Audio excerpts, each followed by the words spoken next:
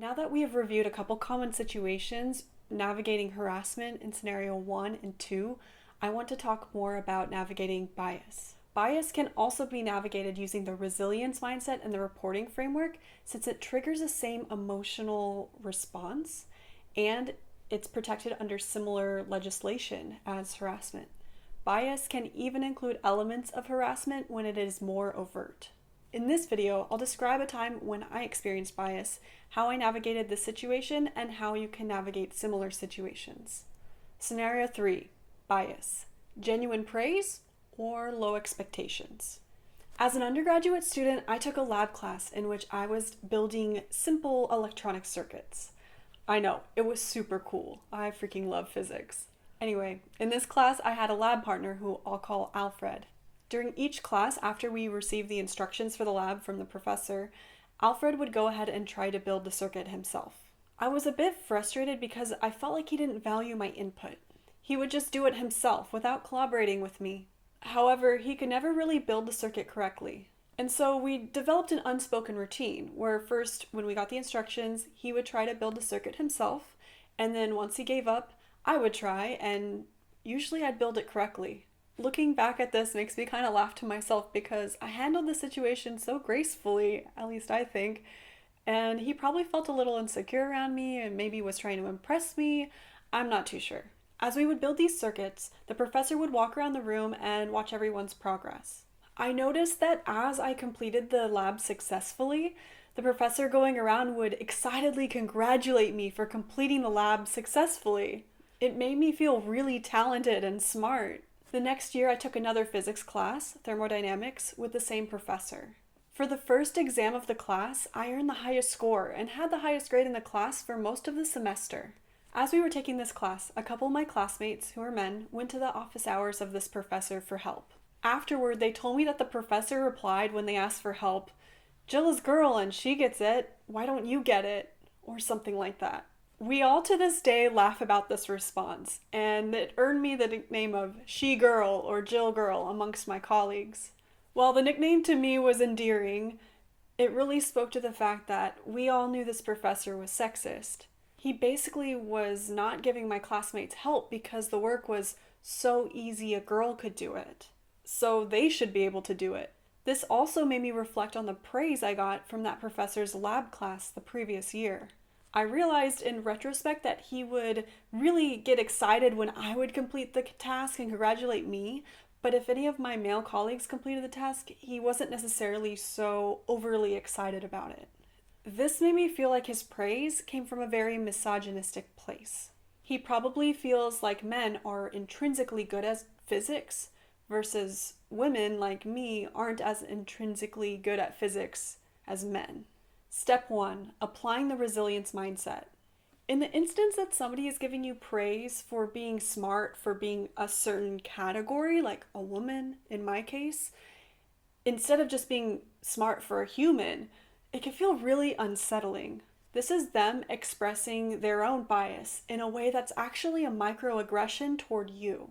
And there is nothing micro about microaggressions.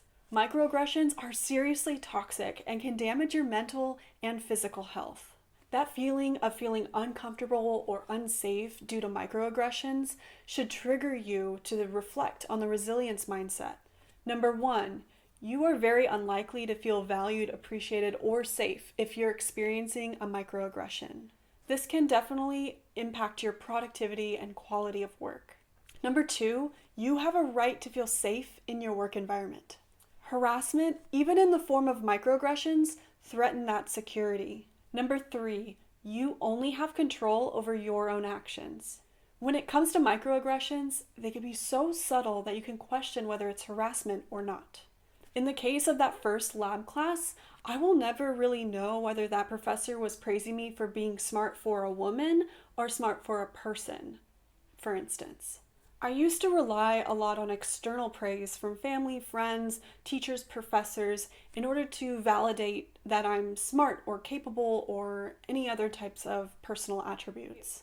But by relying on people, by giving people this power to validate or invalidate me, when faced with very negative, unconstructive feedback, I could potentially take this very personally. And in the past, I've even fallen victim to gaslighting by people who are emotionally abusive towards me. Gaslighting occurs when someone makes you feel like you're crazy for your perspective or your truth, and they make you question yourself and doubt yourself. Being gaslit is extremely unsettling and makes you feel very unsafe. I included a whole chapter about gaslighting in this course because I think it's essential to understand and have knowledge about gaslighting, because it will definitely help you thrive in your career when you're able to recognize it and work around it. Over the years, I've realized that it's so important for my health to be able to recognize external validation from internal validation. That means the validation I get from people around me, my society, my friends, my family, versus validation that comes from internally from myself. At the end of the day, what's important is not the external validation, but your own internal validation. How you think and feel about yourself should matter more. I can only control my own thoughts towards myself. I cannot control other people's thoughts towards me. Again, it is not my business what other people think of me. What only matters to me is what I think of myself. Number 4, everything is a practice, including your own thoughts towards yourself. In this scenario, when I took to heart what other people were saying about me, the good and the bad, this was not good self-care. The self-care I should have been practicing should have included positive self-affirmations and other coping skills. This is essential when experiencing microaggressions that I wasn't protected by under law. Not all forms of bias, bullying, or harassment can be addressed by reporting it, since sometimes you may lack the evidence to say that this happened to you, or simply the law doesn't cover it. The way that my professor would excessively praise me and not my male colleagues wasn't something I could file a formal report for. Number 5. This last sentence brings us to number 5. The situation is not resolved until you feel comfortable in your work or school environment. Unfortunately, since the legal and justice systems aren't perfect, it's not the best practice to rely solely on those to make sure that you feel safe and comfortable in your workplace. The good news is that there are many things that are in your control, more or less, that can help you feel safe and comfortable in your work or school environment. In this situation with these microaggressions disguised as compliments, just practicing self-care can lead to you feeling more safe and comfortable in your workplace or school. However, if the microaggressions become too emotionally exhausting for self-care, you may want to consider other options like transferring groups, moving to another school, or leaving that team in order to remove yourself from that situation so that you can care for yourself. Step 2, applying the reporting framework. After we go through the resilience mindset and realize that we need to feel safe and comfortable in our work environment once again, especially after these microaggressions, we can then apply the reporting framework to know what options we have as far as actions we can take. Number 1, in this scenario, the professor is the one directing microaggressions toward me. I am not very familiar with him, and I did not feel comfortable going to him directly to talk about how his compliments made me feel uncomfortable. Number 2, there were several witnesses of these microaggressions. For one, Alfred witnessed it, though he probably didn't recognize it as a microaggression. My other classmates who took the thermodynamics course definitely witnessed his sexism. It was common knowledge amongst students that he was sexist. Number 3, if I were to report the microaggressions, I would likely need to go to either the department chair of the physics department or to an office of equal opportunity and diversity on campus. At this time, I was unfamiliar with the chair of the physics department.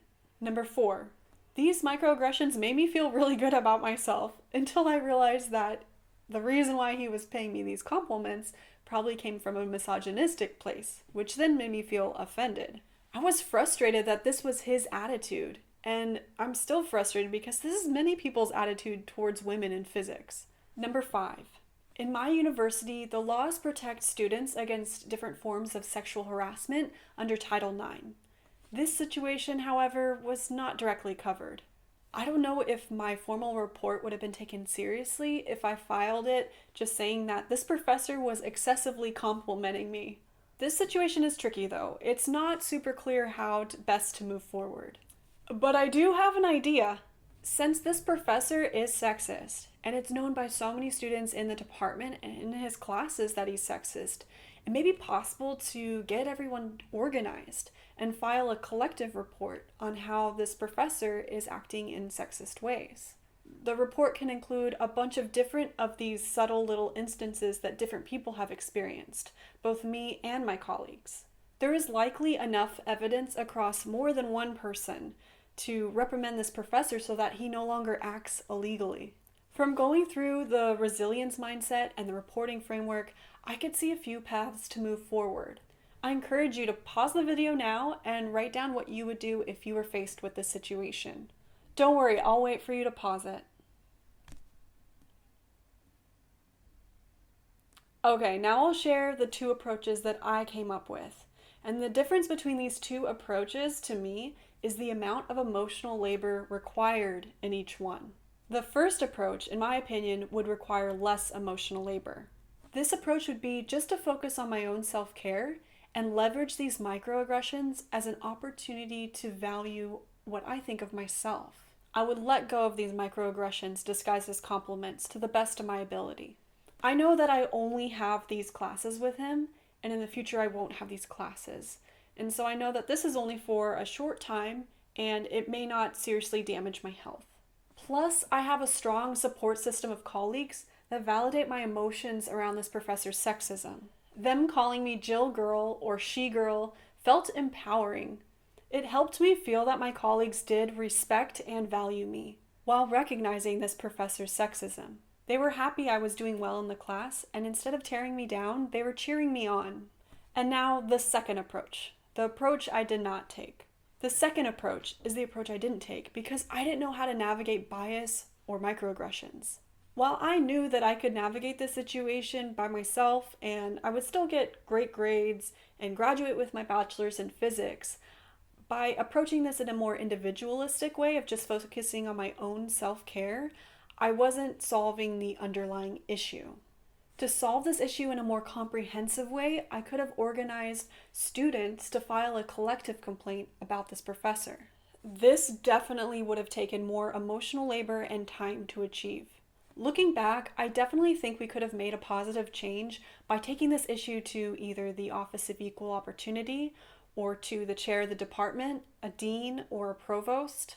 By working to solve the root of this issue, I could have not only helped myself, but also students who may experience similar microaggressions from this professor.